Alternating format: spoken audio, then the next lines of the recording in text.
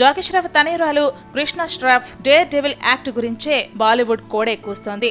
Instagram లో ఈ అమ్మడి డేర్ అపీరియన్స్ ఇటీవలి కాలంలో టాక్ ఆఫ్ ది టౌన్ అయింది. జాకీ ష్రాఫ్ గారాల పట్టి టాప్లెస్ పోజుల్లో రెచ్చిపోయింది అంటూ మీడియా టీఆర్పీ గేమ్ ఆడింది. ఓ స్టార్ హీరో కూతురు ఇలా ఏ అచ్చదన లేకుండా హాట్ గా కనిపించడమేంటి అంటూ ప్రత్యేక కథనాలు వెలువడ్డాయి. దీనికి జాకీ అభిమానుల నుంచి ఆవేదన వ్యక్తమైంది. ఒకానొక సందర్భంలో ఇదే ప్రశ్నను జాకీనే అడిగితే ఏం చెప్పాడో తెలుసా?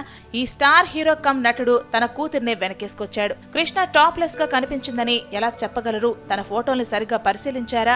తను ఓ టవల్ చుట్టుకుని ఉంది, కనిపించడం లేదా అంటూ రివర్స్ లో క్లాస్ తీసుకున్నారాయన. కృష్ణ నటి అవుతుందా అన్న ప్రశ్నలకు నాకు అలాంటివేం చెప్పలేదు. టైగర్ ష్రాఫ్ కూడా అంతే. తను ఎప్పుడూ హీరో అవుతానని చెప్పనే లేదు. ఇప్పుడు కృష్ణ కూడా నటి అవుతానని నాతో అనలేదు. పరిశ్రమ నాకు ఉజ్వలమైన భవిష్యత్తుని ఇచ్చింది, ప్రతిదీ ఇచ్చింది. అలాగే నా కొడుకుని కూడా వెల్కమ్ చేసింది. భవిష్యత్తులో ఏం జరగడానికైనా ఆస్కారం ఉంది అంటూ జాకీ మనసులోని మాట చెప్పాడు. జాకీ ష్రాఫ్ హీరోగా రామ్ గోపాల్ వర్మ దర్శకత్వం వహించిన ఊర్మిళ చిత్రాన్ని బాలీవుడ్ అంత తేలిగ్గా మర్చిపోలేదు.